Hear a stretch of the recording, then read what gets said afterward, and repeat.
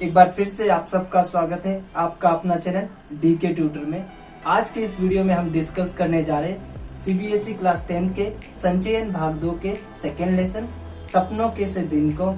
जिसको लिखा है पंजाब के प्रसिद्ध कहानीकार गुरदयाल सिंह जी ने। इस पाठ में लेखक ने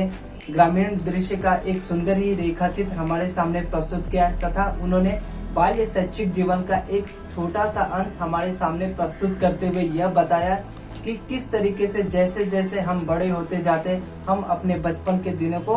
भूलते जाते। लेकिन इस कहानी में उन्होंने कुछ ऐसे सीन्स को और कुछ ऐसे कैरेक्टर को चुना है जिससे हमें ऐसा लगता है कि सारी कहानी जो है हमारे साथ ऑलरेडी हो चुकी है।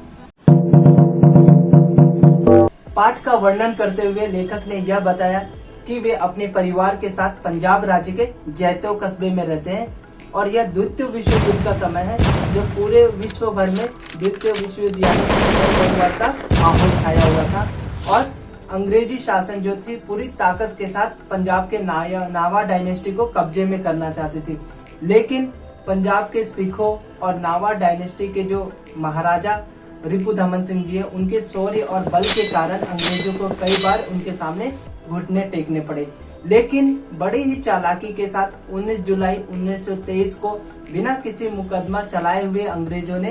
राजा रिपुदमन सिंह जी को कैद कर लिया और उन्हें तमिलनाडु के कोदई केनाल में जाकर के बंदी बना के रख दिया और जहां में उनकी मृत्यु हो गई। और उनकी मृत्यु होने के बावजूद अंग्रेजों ने नावा डायनेस्टी पर कब्जा करने की कोशिश की और वहां के नौजवानों को अपने सेना में भर्ती करने के लिए उन्हें तरह तरीके से अपने तरफ आकर्षित करने लगे और कभी कभी वहां के नौजवानों को फोर्सली फौज में पकड़ के भर्ती कराने लगे। लेकिन जब यह सक्सेसफुल नहीं हुआ तो वहां के कुछ अंग्रेजी अफसरों ने लोकल ड्रामा टीम को लेकर के गांव में गए और उनको इम्प्रेस करने के लिए ड्रामा के थ्रू फौज के कुछ इम्पोर्टेंस के बारे में और उसके बेनिफिट्स के बारे में लोगों को बताया। भर्ती हो जा रे रंगरूट, भर्ती हो जा रे, अठे मिले से टूटे लीतर, उठे मिलेंदे बूट, भर्ती हो जा रे रंगरूट, अठे पहन से फटे पुराने, उठे मिलेंगे सूट, भर्ती हो जा रे रंगरूट। ड्रामा करने वाले लोग अपने नौटंकी के थ्रू लोगों को ये बताते रहते कि अगर तुम गांव में रहोगे तो तुमको बस फटे पुराने जूते ही मिलेंगे और फटे पुराने तुमको सूट ही पहनने को मिलेगा। लेकिन अगर आप एक बार फौज में भर्ती हो जाते हो तो आपको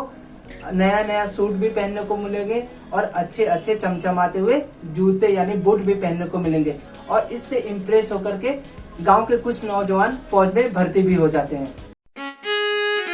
अपने बाल्य शैक्षिक जीवन का वर्णन करते हुए गुरदयाल सिंह जी यह बताते हैं कि वे जिस इलाके में रहते हैं वहां अलग अलग राज्यों से आए हुए लोग बसे हुए थे, जिनमें से अधिकतर लोग पंजाब और हरियाणा के थे जो प्रोफेशनली बिजनेस यानी कि सब्जी मंडियों में व्यापार से जुड़े हुए थे। लेखक बताते हैं कि जब वे लोग आपस में बातचीत करते रहते तो लेखक को उनकी कोई भी बातें समझ में नहीं आती थी और लेखक जो है कभी कभी उनकी बातों पे मुस्कुरा भी देते थे या हंस भी देते थे। जैसा कि आमतौर पर हमारे साथ भी होता है कि जैसे हम किसी दूसरे स्टेट में जाते हैं या फिर किसी दूसरे स्टेट से आदमी हमारे स्टेट में जब आते हैं तो उनकी भाषा जब हम नहीं समझ पाते या वे हमारी भाषा को नहीं समझ पाते तो इसी कंफ्यूजन के कारण या तो कभी हंस देते या फिर एक स्माइल कर देते हैं। लेकिन जब भी लेखक उनके बच्चों के साथ खेलने के लिए जाते थे तो उनके बॉडी या फिर साइन लैंग्वेज से उनकी सारी बातें समझ जाते थे और उनको कोई भी परेशानी नहीं होती थी। लेखक यह बताते हैं कि बचपन में उन्हें पढ़ाई लिखाई करने में ज्यादा मन या ज्यादा ध्यान नहीं जाता था और ऐसा ही हाल जो है उनके पड़ोस के सभी बच्चों का था।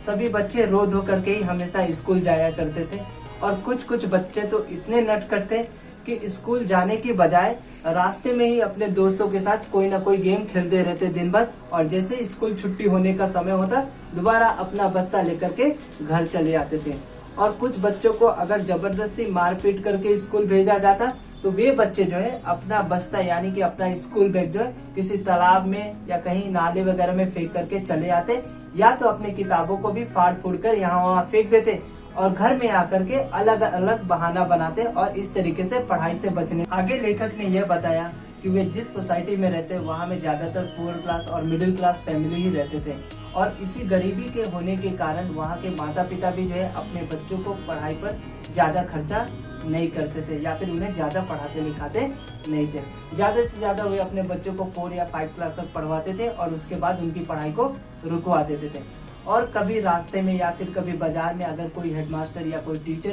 पेरेंट्स को मिल जाते और उनसे जब सवाल पूछते कि आपके बच्चे को स्कूल में आप क्यों नहीं भेज रहे, तो वे जवाब में यही कहते हैं कि मास्टर जी हम गरीब लोग हैं, हमारे बच्चों को आगे चल के हमारा ही व्यापारी का काम ही संभालना है और हमें अपने बच्चों को पढ़ा लिखा करके कोई ऑफिसर तो बनाना नहीं है। बस वो बच्चे इतने सीख जाए कि वो हमारे दुकान का हिसाब किताब यानी लेन देन संभाल ले, वही उनके लिए काफी है। दूसरे बच्चों की तरह लेखक गुरदयाल सिंह जी भी जो है बचपन में हमेशा रो धो करके स्कूल जाया करते थे और बचपन में उन्हें पढ़ाई में मन ना लगने का सबसे बड़ा कारण यह था कि उनके माता पिताजी कभी भी उन्हें नई किताबें खरीद करके नहीं देते थे और उनके स्कूल के जो हेडमास्टर थे वे हमेशा जो सीनियर स्टूडेंट्स थे उनकी किताबें ही लेकर के दूसरे बच्चों को या जूनियर्स को दिया करते थे।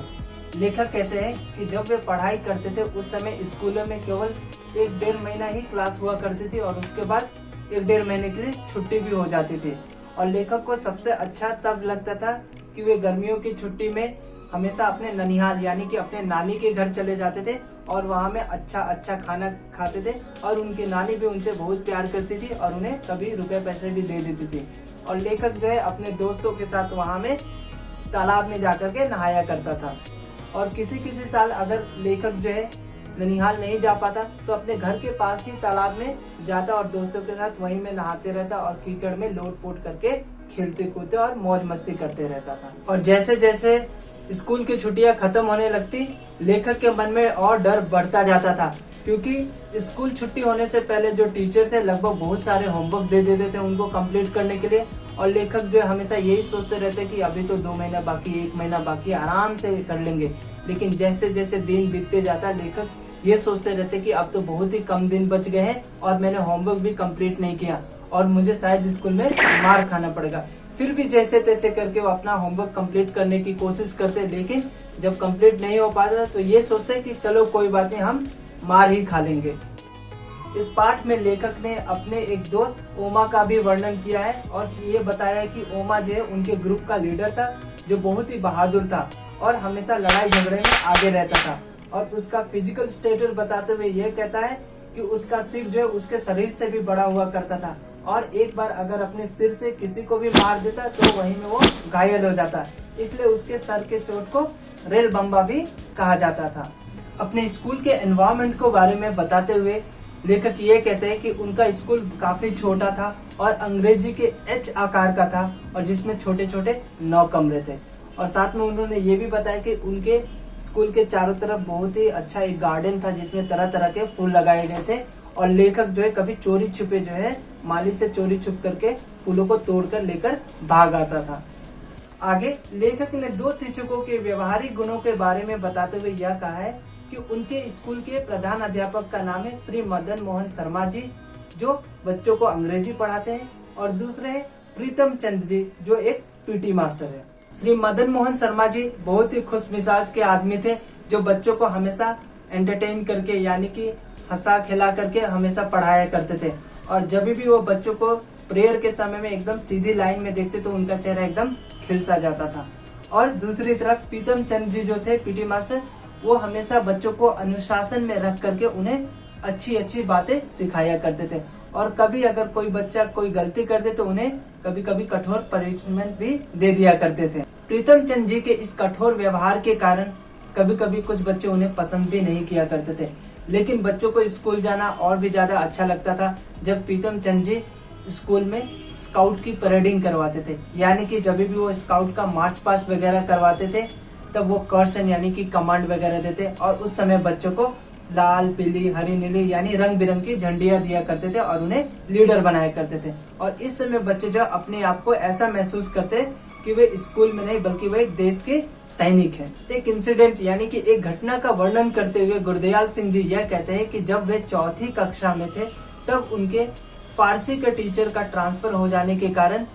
प्रीतम चंद जी को ही फारसी पढ़ाने के लिए बताया जाता है और जब वे क्लास में आकर के बच्चों को फारसी पढ़ाते हैं उस समय वे बच्चों को कुछ शब्द रूप यानी कि कुछ वर्ड मीनिंग्स याद करने के लिए कहते हैं। बच्चे जो है घर में जाकर के वर्ड मीनिंग याद करते हैं, लेकिन उनमें से सिर्फ 2-3 बच्चे ही ऐसे होते हैं जो पूरा वर्ड मीनिंग सुना पाते हैं और इसी कारण गुस्से में आकर के प्रीतम चंद जी जो है बच्चों को पनिशमेंट देते हुए उन्हें मुर्गा बनने को कहते हैं। और जैसे वे उनको मुर्गा बना देते, बच्चे का शरीर और उनका जो पूरा चेहरा एकदम मुरझाया हुआ रहता है और तकलीफ से रोने लगते हैं। और वहीं उनके बगल से ही जो हेडमास्टर श्री मदन मोहन शर्मा जी जो गुजरते रहते और उन्होंने जैसे ही देखा कि उन्होंने इन बच्चों को ऐसा पनिशमेंट दिया है, सामने आते हैं और उन्हें डांटते हुए ये कहते हैं कि इतने छोटे बच्चों को इस तरह का पनिशमेंट आप क्यों दे रहे हो, जल्द से जल्द इन्हें दोबारा वापस ऊपर उठाओ। इस घटना के बाद लेखक ने श्री प्रीतम चंद जी को बहुत दिनों तक स्कूल में नहीं देखा और उन्होंने जब किसी दूसरे बच्चों से पूछा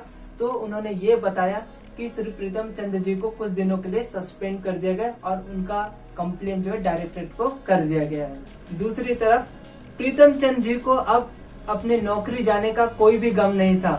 क्योंकि वे अपने घर में अब अपने तोते के साथ ही दिन भर खेला करते थे। तोतों को हमेशा बादाम या फिर दूसरा ड्राई फ्रूट्स हमेशा खिलाया करते थे और उनसे ही बातचीत किया करते थे। और इस बात की जब जानकारी लेखक को मालूम चलती है अपने सीनियर्स से, तो वो हैरान हो जाते हैं कि किस तरीके से एक ऐसा आदमी जो बच्चों के साथ इतना रूडली बिहेवियर यानी इतना सख्त रहते हैं, वो जानवरों के साथ इतना कैसे प्यार के साथ रह सकते हैं। इस पाठ के माध्यम से लेखक गुरदयाल सिंह जी ने हमें यह बताया कि दो प्रकार के शिक्षक हमेशा होते हैं, जो एक ऐसे शिक्षक जो बच्चों को हमेशा प्यार के साथ उन्हें खिला करके यानी एंटरटेन करके पढ़ाते हैं, और दूसरी तरफ कुछ ऐसे भी शिक्षक होते हैं जो बच्चों को एक बाउंड्री यानी कि एक कंट्रोल में यानी कि एक रूल एंड रेगुलेशन में रह करके उनको सिखाते हैं ताकि वे किसी गलत रास्ते पे ना जा सके। और इसमें श्री मदन मोहन शर्मा जी पहले कैटेगरी वाले टीचर हैं और जिसमें प्रीतम चंद जी जो है दूसरे कैटेगरी वाले